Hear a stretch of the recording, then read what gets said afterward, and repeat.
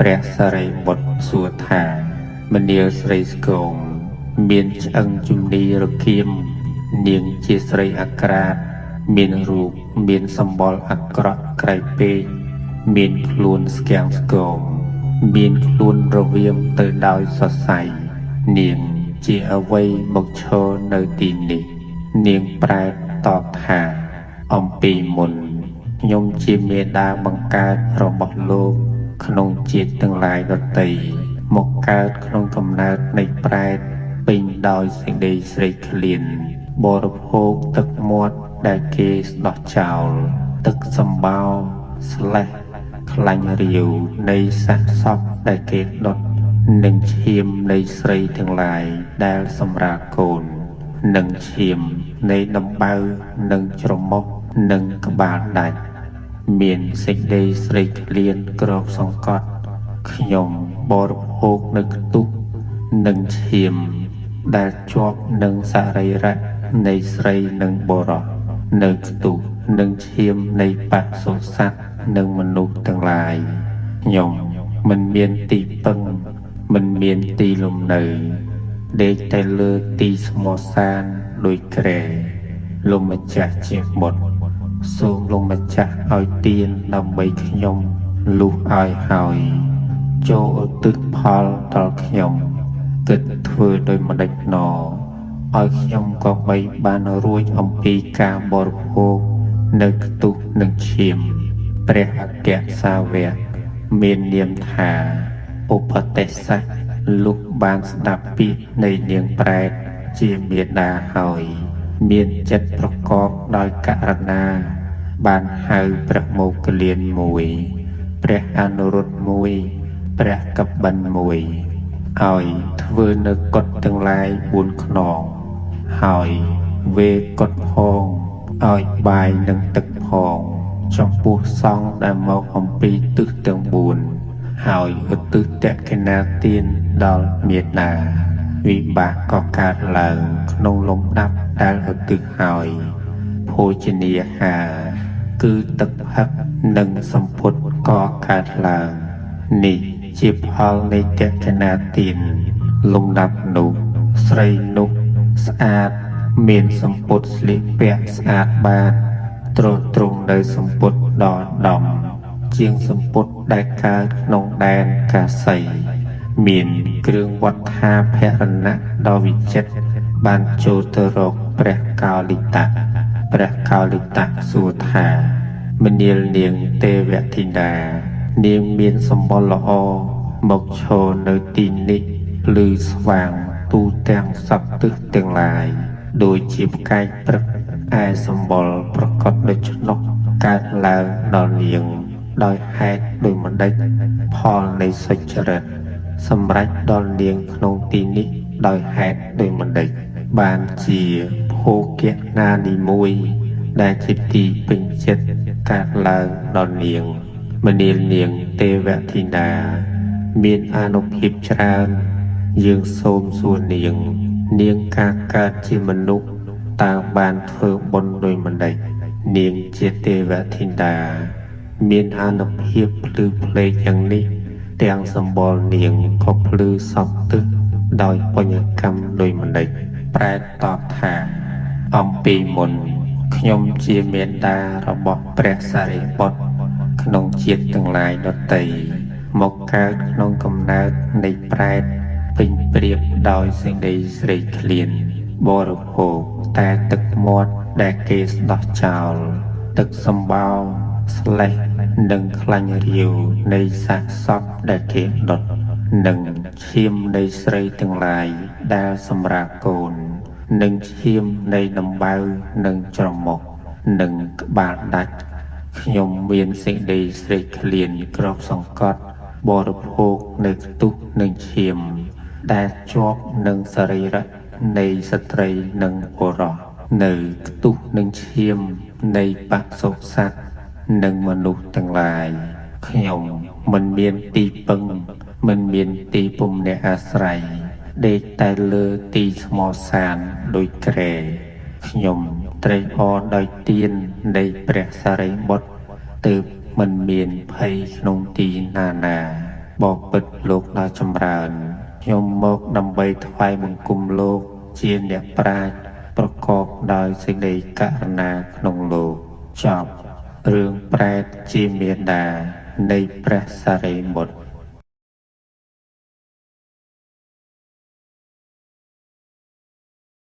ព្រះសាស្តាការប្រថាប់នៅក្នុងវត្តវេលវ័នទ្រង់ប្រពសទ្ធគោដប្រែតត្រាស់ប្រធម្មទេសនានិថាយាវទេវអនត្ថាយៈដូច្នេះជាដើម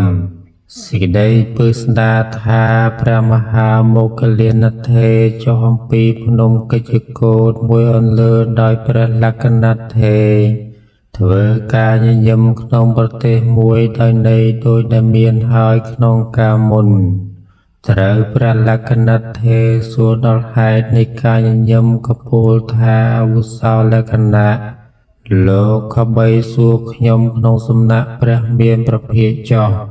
ក្នុងកាលដែលព្រះមហាមោគលានត្រាច់ទៅបណ្ឌបាតរួចហើយចូលទៅគាល់ព្រះសាស្តាថ្វាយបង្គំហើយគង់ក្នុងទីដ៏សមគួរត្រូវពធរៈសួរក៏ពោលថាអវុសោខ្ញុំបានឃើញប្រែតមួយមានអត្តភាពប្រមាណ3គាវុធត្រូវញញួរដៃ 60000 ដែលមានភ្លើងឆេះសន្ធោសន្ធៅធ្លាក់មកលើក្បាលរបស់ប្រែតនោះហើយវាយបំបែកក្បាលប្រែតនោះក្បាលដែលបែកហើយត្រឡប់ប្រកបដូចដើមវិញញញួររមែងតាំងឡើងទៀតអត្តភាពបែបនេះខ្ញុំមិនធ្លាប់បានឃើញទេខ្ញុំឃើញអត្តភាពនោះទើបធ្វើការញញឹមឲ្យប្រកបពិតហើយក្នុងរឿងប្រែតព្រះមហាមោគលានសំដៅដល់ប្រែតនោះឯងទើបពោលពាក្យជាដើមថាញញួរដែក 60000 បរិបរហើយដោយប្រការទាំងពួងធ្លាក់មកលើក្បាលរបស់គេទំលាយក្បាលរបស់គេជានិច្ចព្រះសាស្តាទ្រង់ព្រះសម្ដាប់នៅពាក្យរបស់ព្រះថេរៈហើយក៏ត្រាស់ថាមនាលភិក្ខុទាំងឡាយសត្វនេះសំបីការតថាគតគង់នៅនាពោធិមណ្ឌលប្រទេសក៏តថាគតបានឃើញដែរតែតថាគតមិនសម្ដែងប្រាប់ព្រោះអនុគ្រោះដល់ជនដតីថាជនទាំងឡាយណាមិនជឿពាក្យរបស់តថាគតការមិនជឿនោះក៏បីមានដើម្បីកម្មមិនជាប្រយោជន៍អស់ការដ៏យូរដល់ជនទាំងនោះតែថែលើនេះតថាគតជាសាក្សីរបស់មោគលានទើបបានសម្ដែងប្រាប់ភិក្ខុទាំងឡាយស្ដាប់ព្រះតម្រាស់នោះហើយក៏ទូលសួរដល់បព្វកម្មរបស់ប្រែតនោះព្រះសាស្តាក៏ត្រាស់បព្វកម្មរបស់ប្រែតនោះប្រាប់ភិក្ខុទាំងនោះបានឮថាក្នុងអតីតកាលនៅក្នុងក្រុងពារាណសីមានបុរសខ្វិនម្នាក់ស្ទាត់ជំនាញខាងផ្ទាត់គ្រាប់គ្រួបុរសនោះអង្គុយនៅក្រោមដើមជ្រៃក្រឹមមួយដើមក្បែរទ្វារនគរត្រូវពួកក្មេងអ្នកស្រុកពោលថាលោកចូលផ្ទាត់គ្រាប់គ្រួចោះស្លឹកជ្រៃក្រឹមនោះសំដែងរូបនំរីរូបសេះដល់ពួកយើងក៏សំដែងរូបទាំងឡាយដែលពួកក្មេងប្រាថ្នាបាននៅវត្ថុទាំងឡាយមានរបស់ទំពាស៊ីជាដើមអំពីពួកក្មេងទាំងនោះថ្ងៃមួយព្រះរាជាស្ដេចយាងទៅកាន់ព្រះរាជាឧស្សាហ៍ស្ដេចយាងដល់កន្លែងនោះពួកក្មេងទាំងនោះក៏លាក់បរោះខ្វិនទុកក្នុងចន្លោះនៃពោធិ៍ជ្រៃហើយនាំគ្នារត់ចេញទៅកាលព្រះរាជាស្ដេចចូលទៅកាន់គល់ជ្រៃជាវេលាថ្ងៃត្រង់ស្រមោលនៃព្រះហង្សនោះផ្សាយទៅកាន់សរីរៈនៃព្រះរាជាព្រះរាជាទ្រង់ព្រះតម្រិះថានេះជាអ្វីណោទ្រង់ឆ្មៀងមើលខាងលើឃើញរូបទាំងឡាយមានរូបនំរីជាដើមត្រង់ស្លឹកឈើក៏ត្រាស់សួរថានេះជាកម្មរបស់អ្នកណាទ្រង់ព្រះសម្ដាប់ថារបស់បុរសខ្វិនក៏ត្រាស់ឲ្យហៅបុរសខ្វិននោះមកហើយត្រាស់ថាមនាលអ្នកដ៏ចម្រើនបរោហិតរបស់យើងមានមាត់រឹងណាស់ការយើងពោលពាក្យប្រមាណតិចក៏និយាយពាក្យយ៉ាងច្រើនរមែងបៀតបៀនយើងដោយពាក្យសម្ដី អ្នកអាចផ្ទាត់អាចប្រពែប្រមាណ1នាលចូលទៅក្នុងមាត់របស់បរោហិតនោះបានទេបរោះវិននោះក្រាបទូលថាព្រះករុណាថ្លៃវិសេសខ្ញុំព្រះអង្គអាចសូមព្រះអង្គឲ្យមនុស្សនាំអាចប្រពែមកហើយប្រថាប់គង់ខាងក្នុងវាំងននជាមួយនឹងបរោហិតចុះខ្ញុំព្រះអង្គនឹងដឹងកម្មដែលគួរធ្វើក្នុងរឿងនេះព្រះរាជាក៏ទ្រង់ធ្វើតាមបរោះវិននោះបរោះវិនបានឲ្យគេធ្វើប្រហោងវាំងននដោយចុងកន្ត្រៃគ្រាន់តែបរោហិតហាមាត់និយាយជាមួយនឹងព្រះរាជាក៏ផ្ទាត់អាចប្រពែទៅម្ដងមួយដុំបរោហិតបានលេបអាចប្រពែដែលចូលទៅក្នុងមាត់នោះកាលអាចប្រពែអស់ហើយបរោះវិនក៏ញ៉ាំងវាំងននឲ្យញ័រព្រះរាជាទ្រង់ជ្រាបថាអាចប្រពែអស់ដោយសញ្ញានោះហើយក៏ត្រាស់ថាមនាលអាចារ្យយើងនិយាយជាមួយនឹងលោកម្ដាយឈ្នះលោកសំបីលេបអាចប្រពែមួយនាលហើយក៏នៅស្ងៀមមិនបានលោកជាមនុស្សមានមាត់រឹងណាស់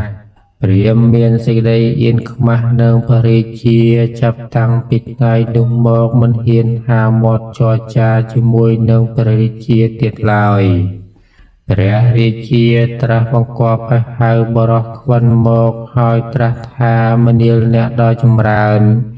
យើងបានសេចក្តីសុខព្រោះអាស្រ័យអ្នកទ្រង់ពេញប្រតិទើបព្រះរាជទានពួក8នៃវត្ថុទាំងពួងដល់បរោះខ្វិននោះបានព្រះរាជទានស្រុកសួយ4ក្នុងទិសទាំង4នៃក្រុងដល់បរោះខ្វិននោះអាមាត្យអ្នកព្រានប្រដៅអត្តនឹងធម៌របស់ព្រះរាជាដឹងសេចក្តីនោះហើយក៏ពោលគាថាដូច្នេះថាឈ្មោះថាសិល្បៈសំបីសិល្បៈណាមួយខញ្ញាំងប្រយោជន៍ឲ្យសម្រេចបានលោកចូលមើលចុះត្រូវការផ្ទាត់អាចប្រពែរបស់បរោះវិននោះបានស្រុកសួយដែលតាំងនៅក្នុងទិសទាំង4ក៏អាមាត្យក្នុងសម័យនោះគឺតថាគតនេះឯងគ្រានោះបរោះម្នាក់ឃើញបរោះវិននោះបានលៀបសក្ការៈដូច្នេះក៏គិតថាបរោះនេះជាមនុស្សខ្វិនអាស្រ័យសិល្បៈនេះទើបបានទទួលនៅមហាសម្បត្តិសូម្បីយើងក៏គួរសិក្សាសិល្បៈនេះបរោះនោះក៏ចូលទៅរកបរោះខ្វិនហើយសំពះសូមរៀនសិល្បៈដោយពោលថាលោកអាចារ្យសូមបង្រៀនសិល្បៈនេះដល់ខ្ញុំផងចុះបរោះខ្វិនពោលថាមនាលបាយើងមិនអាចបង្រៀនអ្នកបានទេគេត្រូវបរោះវិននោះហាមហើយក៏គិតថាណហើយចុះយើងនឹងធ្វើបរោះវិននោះឲ្យត្រេកអរ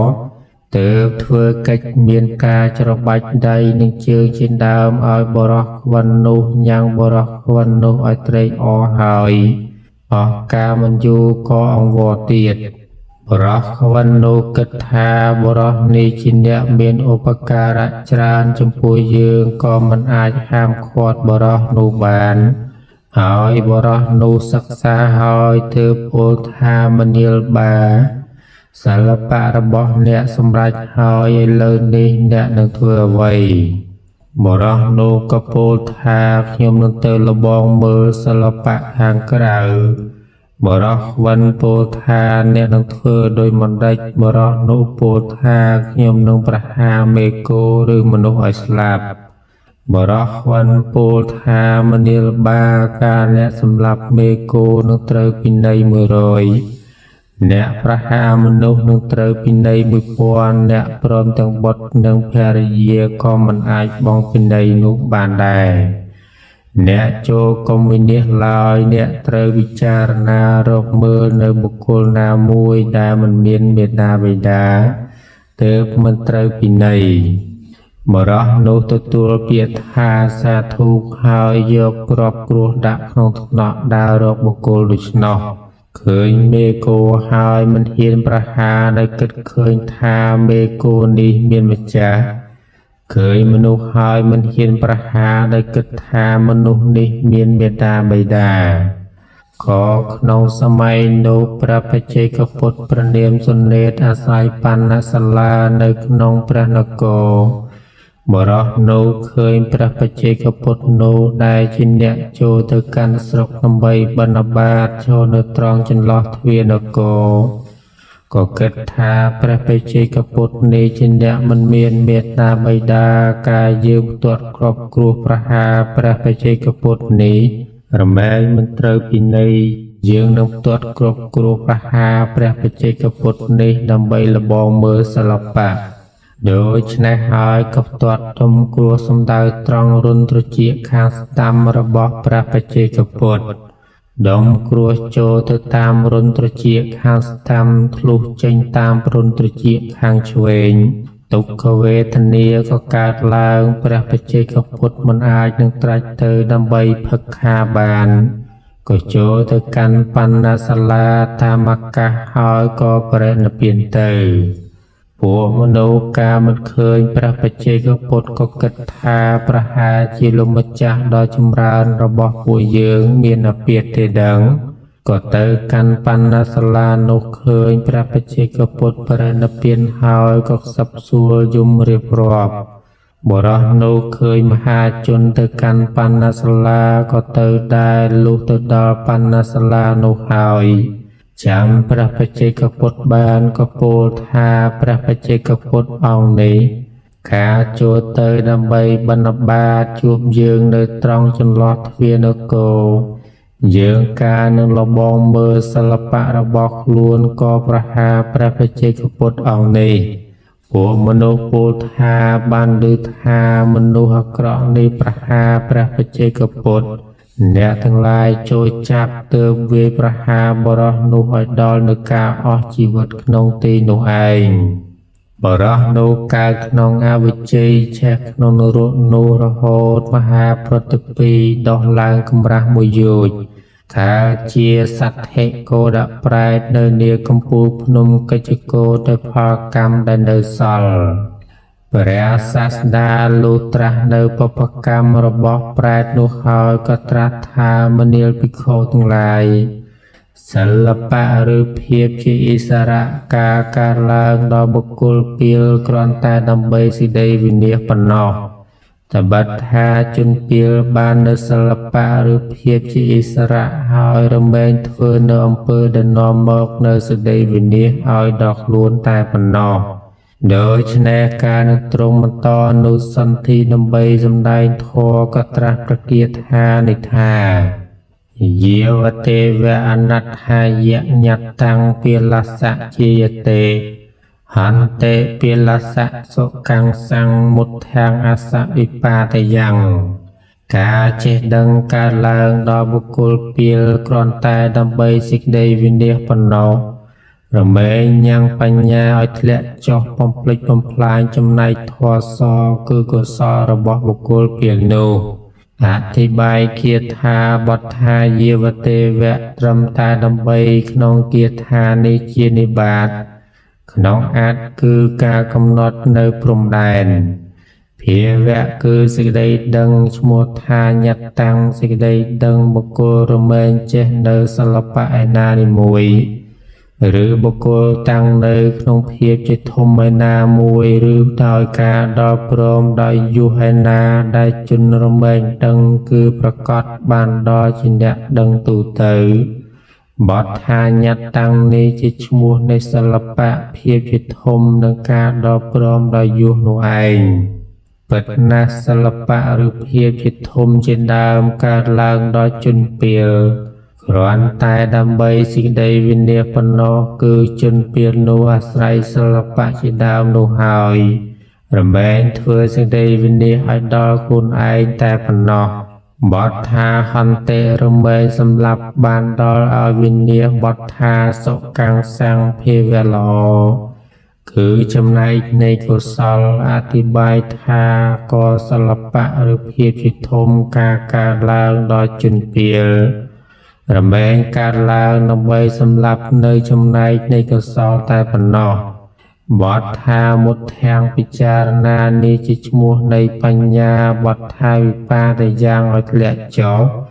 គឺកំចាត់អធិប្បាយថាក៏ការចេះដឹងនោះរមែងសម្រាប់ចំណែកនៃកុសលរបស់ជនពីលនោះ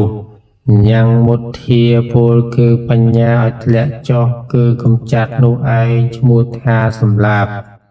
ក្នុងការចប់ប្រធមទេសនាជនជាច្រើនសម្រាប់អរិយផលទាំងឡាយមានសោតាបត្តផលជាដើមដូចនេះឯងចប់រឿងសទ្ធិគោដប្រែត